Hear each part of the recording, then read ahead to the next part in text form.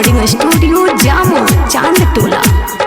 कोके दीवाना हमके फसैल सजाल में, कोके दीवाना हमके फसैल सजाल में।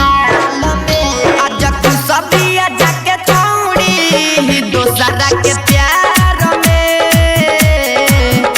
आज तू सबिया मलिया हमार दोसरा के प्यार में। कोके दीवाना हमके फसैल सजाल में, कोके दीवाना हमके फसैल सजाल में।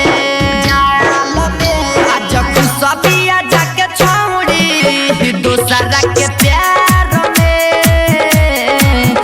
आज तू सबिया मलिया हमार दोसरा के प्यार में। आज तू सबिया मलिया हमार मलिया हमार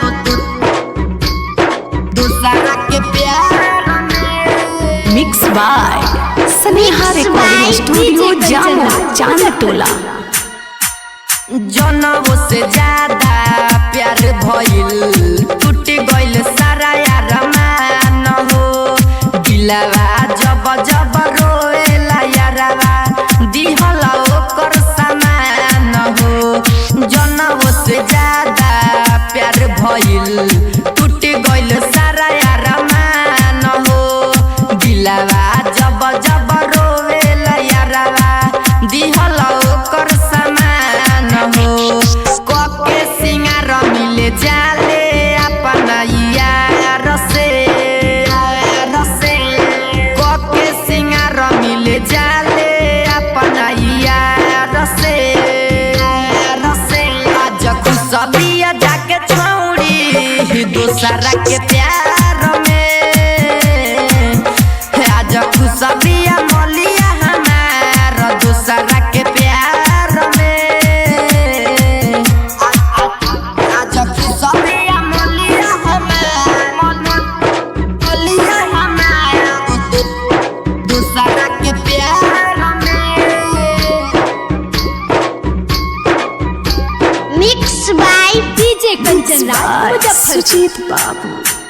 मंटू मतलबी रोवेले कोई के ओकर बात हो। लखन बिटू समझावता रे धई के दुनु हाथ हो। मंटू मतलबी रोवेले कोई के ओकर बात हो।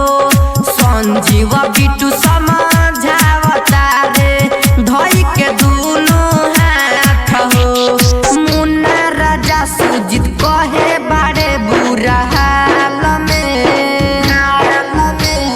मुन्ना राजा सुजीत कहे बड़े बुरा हाल में।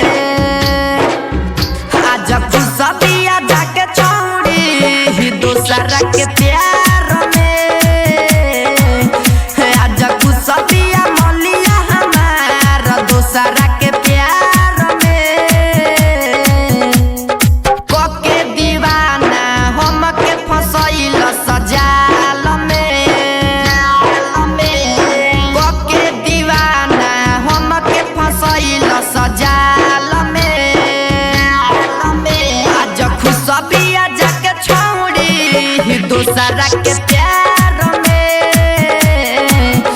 आज खुशबिया मलिया हमार दोसरा के प्यार में। Mix by Sneha recording studio Jamo Chand टोला।